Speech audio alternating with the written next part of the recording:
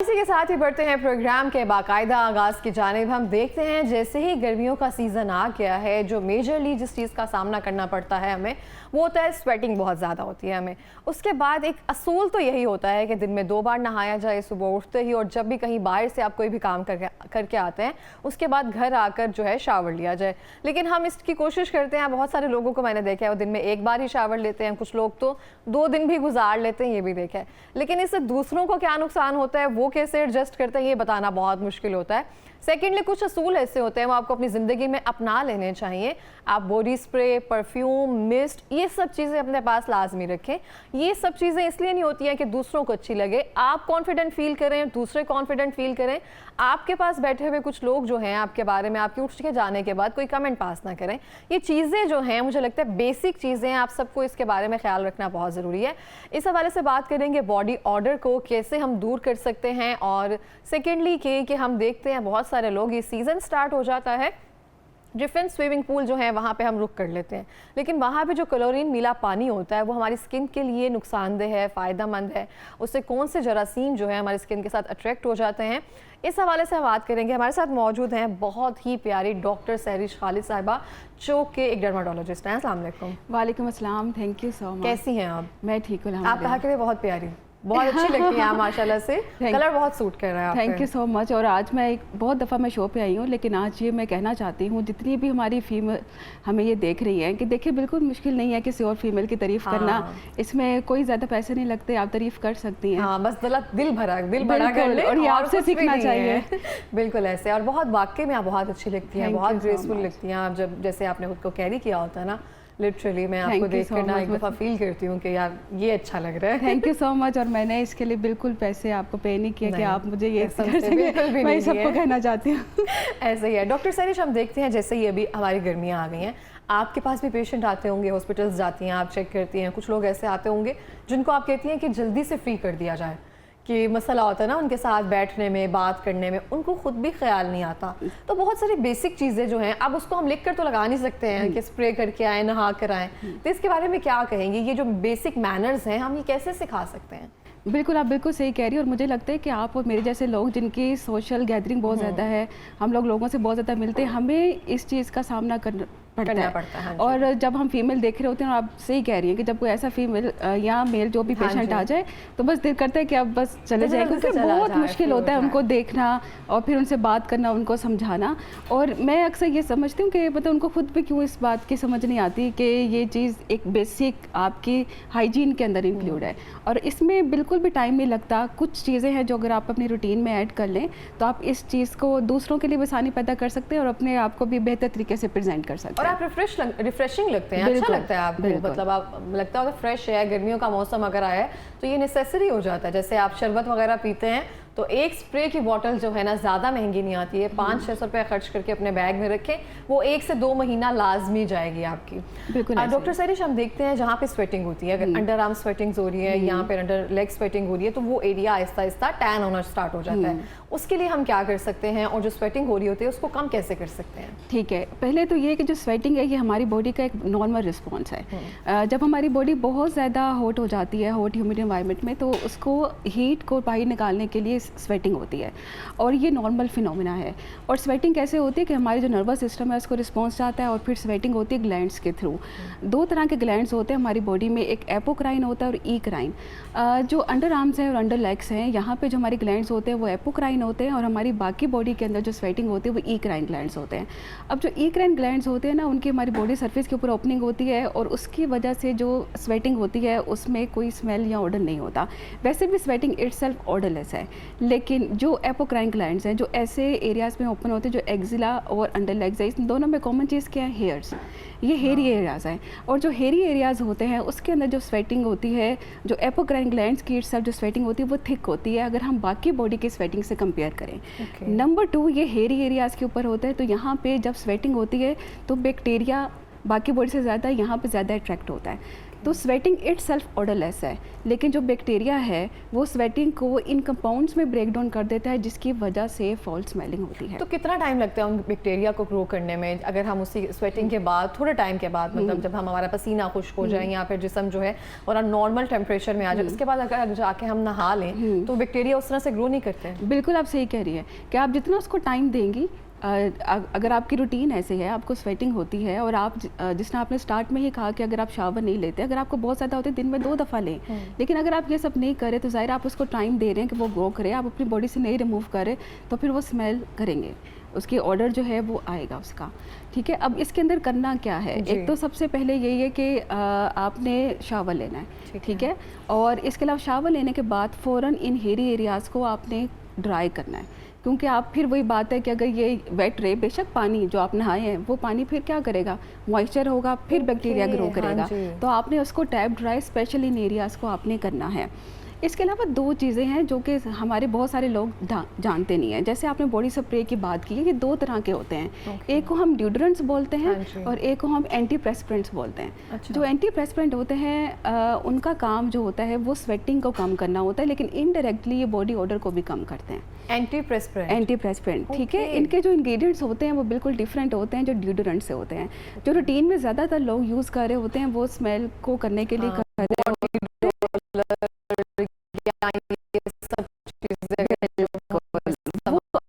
अलग चीज़ है, वो ड्यूडरेंट्स हैं। ठीक है, अब इनकी एप्लीकेशन भी डिफरेंट है, अब इनका जो काम ये बॉडी के ऊपर जाके काम करते हैं ये भी डिफरेंट है। अच्छा, अगर किसी को ये मसला है कि स्वेटिंग ज़्यादा हो रही है तो वो एंटी प्रेसिपिरेंट को भी ऐड करे ड्यूडरेंट के साथ, क्योंकि ड्यूडरेंट का जो काम होता है वो सिर्फ स्मेल को काम करना होता है। अब क्या होता है कि जो ड्यूडरेंट के अंदर जो इंग्रेडिएंट्स हैं वो बेसिकली जो बैक्टीरिया ग्रो करते हैं वो उसको किल करते हैं। ठीक है, और उनका काम फिर स्वेटिंग को कम करना नहीं होता। बिल्कुल। अब जो एंटी प्रेसिपिरेंट होता है उसके अंदर जो इंग्रेडिएंट होता है वो एल्यूमिनियम होता है, उसका जो मेन काम होता है वो स्वेटिंग को कम करना होता है। अब जो स्वेटिंग कम होगी तो इनडायरेक्टली क्या होगा, बैक्टीरिया ग्रो कम करेगा तो जो ऑर्डर है वो भी कम हो जाएगा। ठीक है, तो वो इनडायरेक्टली काम कर रहा है आपके ऑर्डर के लिए, लेकिन डायरेक्टली ड्यूडरेंट काम कर रहा है, लेकिन ड्यूडरेंट स्वेटिंग को कम नहीं करेगा। अच्छा, इनकी एप्लीकेशन भी डिफरेंट है। जैसे एंटी प्रेसिपिरेंट है वो अगर आपने ले लिया है वो आपने नाइट एप्लीकेशन है, ठीक है, वो नाइट एप्लीकेशन। अच्छा, वो रेगुलर हम सुबह जाते हुए कहीं पे नहीं वो इस्तेमाल कर सकते? नहीं, वो कर सकते हैं, लेकिन उसका उस तरह रिजल्ट नहीं आएगा जो आप चाहते हैं। अच्छा, उसकी रीज़न है कि नाइट टाइम के ऊपर जो हमारे स्वेट ग्लैंड्स होते हैं जो स्वेट को प्रोड्यूस कर रहे हैं, जो एपोक्राइन मैंने बताया कि अंडर आर्म्स अंडर लेग्स पे होते हैं, वो कम काम कर रहे होते हैं। अब जब डक्ट से स्वेट निकल रहा है लेकिन रात के टाइम वो काम कम कर रहे हैं, तो जब आप प्रोडक्ट लगाएंगे वो एब्जॉर्ब ज़्यादा होंगे। ठीक है, जब वो एब्जॉर्ब ज़्यादा होंगे तो वो स्वेटिंग को रोकेंगे, तो आपका मेन पर्पस तो हो गया। ठीक है, लेकिन जो ड्यूडरेंट्स हैं उन्होंने क्या करना है, बैक्टीरिया एंटी बैक्टीरियल है, तो वो फ्रेश फील करने के लिए वो आप सुबह के टाइम अप्लाई करके चले जाएं। तो जो एंटी प्रेसिपिरेंट आपने रात को लगाया वो थ्रू आउट द डे भी आपकी स्वेटिंग को कंट्रोल करेगा, और सुबह के टाइम जब आप ड्यूडरेंट लगाएंगे तो वो जो ऑर्डर आ रही है वो उसको भी कम कर देगा। तो थ्रू आउट द डे आप इससे फ्रेश फील करेंगे। इसको हम किसी भी फार्मेसी वगैरह से ले सकते हैं? बिल्कुल ले सकते हैं, इनके डिफरेंट नाम से आते हैं, लेकिन अगर आप उनको एंटी प्रेसिपिरेंट कहें तो वो आपको फार्मेसी वाले दे देंगे। और इसको हमने यूज़ कैसे करना है? सिर्फ जहाँ पे स्वेटी एरिया है वहाँ पे अप्लाई करके सो जाना है? बिल्कुल, ये बिल्कुल इसकी एप्लीकेशन वैसे ही होती है जैसे हम किसी ड्यूडरेंट को यूज़ करते हैं। अच्छा, ड्यूडरेंट को जैसे यूज़ करते हैं बिल्कुल वैसे ही है, और ये अक्सर स्प्रे फॉर्म में आता है, तो आपको वो जो एरिया वहाँ पे इसको स्प्रे करें और आप सो जाएं। और इसके कोई साइड इफेक्ट्स वगैरह नहीं है कि बाद में जाके वो एक होता है ना, आप कपड़ों के ऊपर देखते हैं येलो स्टेन सा बन गया होता है, वो एक्स्ट्रा स्वेटिंग की वजह से या फिर बहुत ज़्यादा ऑर्डर की वजह से? नहीं, इसकी वजह से ये नहीं होता। वो जो स्वेटिंग का जो कलर आता है ना उसकी भी डिफरेंट रीजंस होती हैं। अच्छा, जो स्वेटिंग में जो ऑर्डर आता है इसका हमारे खाने से भी बहुत ताल्लुक होता है ताल्लुक। ठीक है, जैसे जो अनियन, गार्लिक, प्याज और लहसुन जो लोग खाते हैं, जो स्पाइसी फूड खाते हैं और जो कैफीन का इंटेक बहुत ज़्यादा करते हैं, वो भी हमारी स्वेट ग्लैंड से निकलता है और वो भी हमारे ऑर्डर को चेंज करता है। तो इसलिए अक्सर लोगों को हम ये कहते हैं कि थोड़ा गार्लिक का, अनियन का जो यूज़ है समर सीज़न में उसको कम करें, और उसकी वजह से भी हमारी स्वेटिंग का कलर चेंज होता है और वो भी नज़र आ रहा होता है हमें। इसके अलावा स्वेटिंग को कम करने के लिए एक तो ये एंटी प्रेसिपिरेंट ड्यूडरेंट्स का इस्तेमाल करें, दिन में 1 दफ़ा या 2 दफ़ा शावर ज़रूर करें, और इसके अलावा लूज़ कपड़े पहनें। और आप कॉटन का इस्तेमाल करें, बहुत ज़्यादा आप इस तरह के ना पहने कि आपकी बॉडी को बाहर निकालने के उसको ना हो, स्वेटिंग ना मिले आपको, बिल्कुल, और स्वेटिंग बहुत ज़्यादा हो। लेकिन एक कंडीशन ऐसी होती है, ये वो बात है जो हम डिस्कस कर रहे हैं जो नॉर्मल लोगों नॉर्मल, हाँ। लेकिन कुछ लोग होते हैं जिनको बहुत एक्सेसिव स्वेटिंग होती है, और वो स्वेटिंग सिर्फ अंडर आर्म्स पे नहीं, वो हाथों और पाँव पे भी इतनी ज़्यादा होती है कि वो लिख भी नहीं सकते। हाँ, वो अपनी डेली को ये प्रॉब्लम है, उसके हाथों पे बिल्कुल। बहुत ज़्यादा स्वेटिंग हाँ, होती है। फिर इस कंडीशन को हम हाइपरहाइड्रोसिस कहते हैं, जो कि नॉर्मल नहीं है, ये ज़रूरत से ज़्यादा है। जो इसकी ट्रीटमेंट ऑप्शंस होती हैं वो टोटली डिफरेंट हैं। इसमें हम एंटीप्रेसिपिटेंट एडवाइस करते हैं, लेकिन इसके साथ इसके डिफरेंट प्रोसीजर्स भी होते हैं, जिसमें जो बोटॉक्स जो आजकल रिंकल्स और जिसके लिए यूज़ होते हैं वो भी अंडर आर्म्स के लिए भी यूज़ होते हैं, बोटॉक्स वगैरह, बिल्कुल, उसके स्वेटिंग ग्लैंड्स को कंट्रोल करने के लिए। बिल्कुल। अब वो परमानेंट नहीं है, वो आपको 4 to 6 मंथ्स के बाद रिपीट करने पड़ते हैं, लेकिन उसके रिजल्ट जो हैं वो काफ़ी मतलब 4 to 5 मंथ गुजर जाते हैं। तो पेशेंट को हम अक्सर ये कहते हैं समर सीजन में करवा लिया कि आपको जिस मौसम में ज़्यादा था, क्योंकि उसकी कॉस्ट भी ज़्यादा हो जाती है ज़रा, तो हम यही कहते हैं कि आप समर में करा दें ताकि आपको और आपके जो साथ वाले हैं उनका टाइम ज़रा अच्छा गुजर जाए। बिल्कुल ऐसा ही और है। अगर मैं आपको ये सही बात बताऊं तो अगर जो मैरिड कपल्स होते हैं ना, उनके अंदर बहुत इशू होता है इस चीज़ का, और उनकी आपस में लड़ाइयाँ भी हो जाती है इसकी वजह से, स्वेटिंग की वजह से। बिल्कुल ये, और अक्सर जब पेशेंट हमारे पास आते हैं तो वो ये बात आके करते हैं, ठीक है, और इनको हल करना मुश्किल नहीं है। बस अगर आपको एक्सेसिव स्वेटिंग है तो प्लीज़ अपने डर्माटोलॉजिस्ट को कंसल्ट करें। और कोई भी चीज़ अगर आप अच्छा, ये हम देखें जब एक्सेसिव स्वेटिंग की हम बात कर रहे हैं, अगर इसको हम ट्रीट नहीं कर रहे हैं या फिर अगर हम इसको स्टार्टिंग से हाइजीन में नहीं लेकर आ रहे हैं अपनी रूटीन को, तो ही ज़्यादा बढ़ती है ये। अच्छा, जो एक्सेसिव स्वेटिंग के अंडरलाइन बहुत सारी वजूहात भी होती हैं। ये हमारे नर्वस सिस्टम से रिलेटेड इश्यूज़ होते हैं, और लेकिन जो मेन जो हमारे पास अगर पेशेंट आए ना, जो कहते हैं हमें बहुत ज़्यादा स्वेटिंग होती है और हमें नज़र आ रही होती है कि इवन वो शेक हैंड भी नहीं कर पाते हैं। हाँ। बिल्कुल, तो उसके अंदर हम थायराइड का टेस्ट ज़रूर करवाते हैं, क्योंकि जिनको थायराइड का इशू होता है उनको आम लोगों से ज़्यादा एक्सेसिव स्वेटिंग होती है, तो वो इस वजह से भी, और पेशेंट्स को भी पता ही नहीं होता, वो करवाते ही नहीं है टेस्ट, तो फिर उनके अंदर अगर थायराइड का इशू होता है तो फिर उसका ट्रीटमेंट भी ज़रूरी होता है, साथ स्वेटिंग का भी। लेकिन ये शुरू से ही होता है, ये नहीं है कि टाइम ये बढ़ रहा होता है, ये शुरू से ये मसला होता है। ओके, ठीक हो गया। तो जैसे हम बात कर रहे थे बोटॉक्स वगैरह अगर आपने करवाना है तो समर सीजन में करवा सकते हैं, नहीं तो आप अपने हाइजीन का बहुत ज़्यादा ख्याल रखें। जिनको कोई प्रॉब्लम हो, जैसे कि डॉक्टर सैरिश ने बताया कि अगर आपके पार्टनर के साथ आपको कोई ऐसा इशू है, तो जो भी अगर आपका पार्टनर होगा इस चीज़ों को ख़त्म करने के लिए सॉल्यूशन देगा, ना कि आप उसके लिए एक दूसरे को टोंट करते हैं। बहुत सब चीज़ों में ये सब चीज़ें आ जाती हैं, क्योंकि आप दुनिया में रह रहे, बंदा बशर है, तो ये प्रॉब्लम्स तो साथ साथ ही चलती हैं। तो जितना हो सके अपने एक दूसरे के साथ कॉम्प्रोमाइज़ कीजिए, और ना कि किसी को आप बुरा कहें, डिग्रेड किया जाए। सॉल्यूशन है हर चीज़ का। हम देखते हैं बहुत सारी ख़वातीन कह रहे होते हैं कि आप आप ऐसे करें, मेड रख कर दे दें उनको, वो नहीं उस तरह से होंगी, वो भी अपना ख्याल रखेंगी। उनको सारा दिन काम ही करना है, तो वो किचन से बाहर निकलेंगी तो वो फ्रेश होंगी ना। इतनी जिम्मेदारियां होती हैं, सब चीज़ें साथ साथ चल रही होती हैं। तो गर्मियों में इस चीज़ का भी खास ख्याल रखा जाए। अगर आपको लग रहा है कि आपकी जो वाइफ हैं वो ठीक तरह से आपको टाइम नहीं दे पा रही हैं, गर्मी में रह रही हैं, या फिर उस तरह से रेडी नहीं हो पा रही हैं, एक मेड रख ली जाए ताकि उनके काम में भी आसानी हो जाए, आप में भी बेहतरी हो जाए बहुत सारी चीज़ों में। अच्छा, हम बात कर रहे थे अभी जैसे गर्मियों का सीज़न स्टार्ट हो गया, बहुत सारे लोग जो हैं नहर पे नहाने के लिए चले जाते हैं, या फिर स्विमिंग पूल जो है वहाँ पे चले जाते हैं नहाने के लिए, तो उन पानी में क्लोरीन जो है एक मिक्स होती है, जैसे कि आपने भी हमें बताया। उसके हमारी बॉडी पर, जिस्म पर क्या नुकसान होते हैं हमारी स्किन के लिए? ये बात डिस्कस करने से पहले सिर्फ एक चीज़ मैं ऐड करना चाहती हूँ कि स्वेटिंग के लिए हमारे सोप भी अवेलेबल है। आपने वो सोप देखना है जिसके अंदर बेंजाइल पेरोक्साइड है, ये भी हमारी बॉडी ओडर को रिमूव करने में, आप रूटीन में आप अगर कोई भी सोप यूज़ करते हैं तो अगर आप ये एक लें और इससे आप वॉश कर लें तो ये भी आपकी बॉडी ओडर को कम कर सकता है। ठीक है। अच्छा, अब जो क्लोरीन है, क्योंकि ये समर है, ये एक अच्छी एक्टिविटी है, और जिनको नहीं आती जैसे मैं चाहती हूँ कि ये सीखना, क्योंकि ये एक लाइफ सेविंग भी है। तो स्विमिंग एक अच्छी चीज़ है। और जहाँ तक क्लोरीन की बात है, क्लोरीन एक ऐसा प्रोडक्ट है जो कि डिसइंफेक्ट करके रखता है स्विमिंग पूल्स को, तो ये एक इम्पॉर्टेंट है। और जो हमें बहुत क्लियर वाटर नज़र आ रहा होता है स्विमिंग पूल का, वो भी इसी की वजह से नज़र आ रहा होता है। लेकिन हमारी स्किन टाइल्स के साथ मिलकर ना ऐसे लग रहा है वाटर भी बिल्कुल ब्लू होता है। बिल्कुल ऐसे ही है, और वो क्लोरीन की वजह से ही होता है। अब वो ज़रूरी भी है, लेकिन ओबियसली उसके इफेक्ट्स होते हैं हमारे हेयर्स के ऊपर और हमारी स्किन के ऊपर। ठीक है। अब ये करता क्या है कि जो क्लोरीन हमारे वाटर के जो हमारे हेयर हैं उसके अंदर जो ऑयल होता है ये उसको निकाल देता है। अब जब ऑयल हमारी निकलता है ना हेयर्स के अंदर से, तो हेयर क्या होते हैं, ड्राई हो जाते हैं, रफ हो जाते हैं, फ्रीजी हो जाते हैं। बिल्कुल। और उसके बाद अगर ये इन केस अगर आपने ग्लासेस नहीं लगाई और आंखों में अगर पानी चले गया ना आपका, तो ये आइज़ को भी इरिटेट कर सकते हैं। इसके साथ बॉडी के साथ ये क्या करते हैं कि बॉडी को ये ड्राई कर सकते हैं, क्योंकि ये बॉडी का ऑयल भी निकाल लेते हैं। जैसे स्कैल्प का निकाला ना सर का, इसी तरह से ये बॉडी का, अब जब बॉडी का ऑयल निकलेगा तो क्या होगा, ड्राई हो जाएगी, इरिटेशन होती है, इचिंग स्टार्ट हो जाती है, सेंसिटिव हो जाती है स्किन आपकी। और जिनके ऑलरेडी सेंसिटिव स्किन है, जैसे एक्जिमा और सराइसिस स्किन की कंडीशन है, ये एग्रीवेट हो जाती है, ये बढ़ जाती है इससे। और एक स्किन की कंडीशन का नाम है जिसका नाम है स्विमर्स इच है। उसमें क्या होता है कि वो बॉडी एरिया जिसके अंदर स्विमिंग सूट नहीं है, उसके अलावा जो एक्सपोज एरियाज होते हैं उसमें इचिंग स्टार्ट हो जाती है, और वो भी क्लोरीन वाटर की वजह से ही होती है। अब इसमें ये ऐसा नहीं है कि अब आप क्लोरीन की वजह से आप मुझे फोबिया होने लग गया एक तरह से कि अच्छा स्विमिंग इचिंग भी होती है, कोई बात होती है। हाँ, स्विमर्स इच उसको बोलते हैं, बिल्कुल, हाँ जी। अच्छा, लेकिन अब इसका मतलब ये नहीं कि आप करना छोड़ दें, कुछ एहतियात है जो आपने करनी है।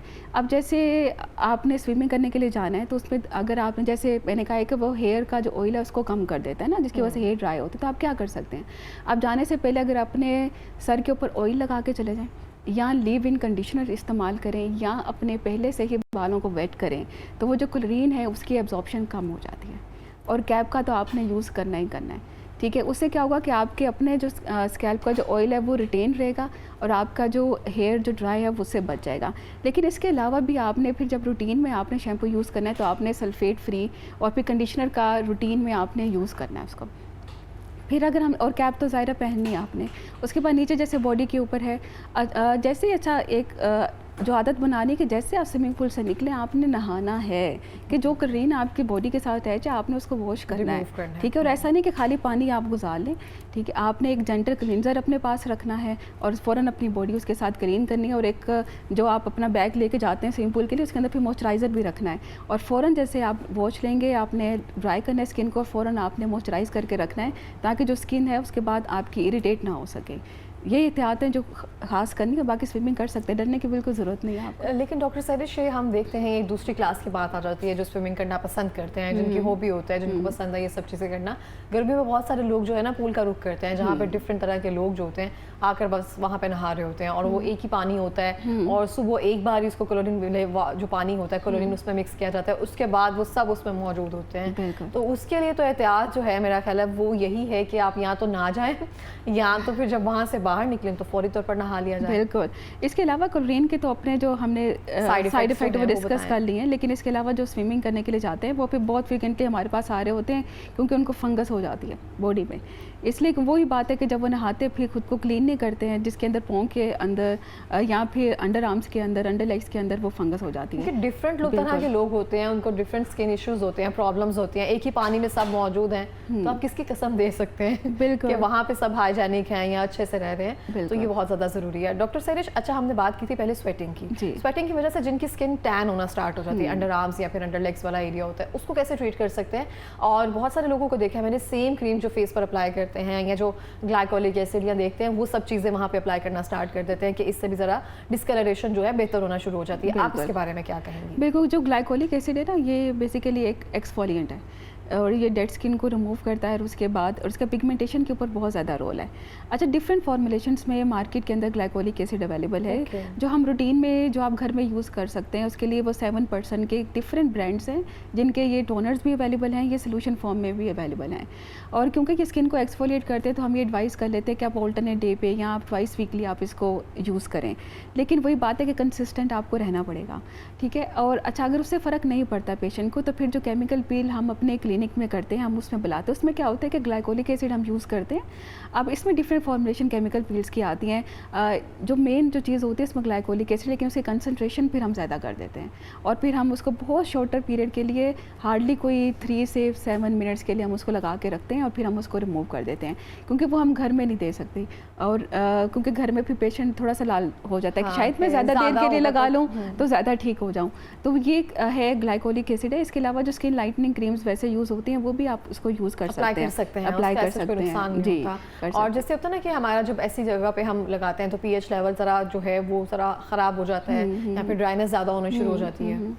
बिल्कुल होता है, वो डिपेंड करते हैं कि जैसे ग्लाइकोलिक एसिड है ना, ये जब आप इसको यूज़ कर रहे हैं तो इससे फिर स्किन बहुत ज़्यादा ड्राई हो जाएगी अगर आपने इसको डेली बेसिस के ऊपर यूज़ कर लिया, ठीक है, इसलिए तो ये रिकमेंडेड है कि आपने इसको रोज़ाना नहीं करना, आप इसको ट्वाइस वीकली या आप ऑल्टरनेट डे पे इस पर यूज़ करें।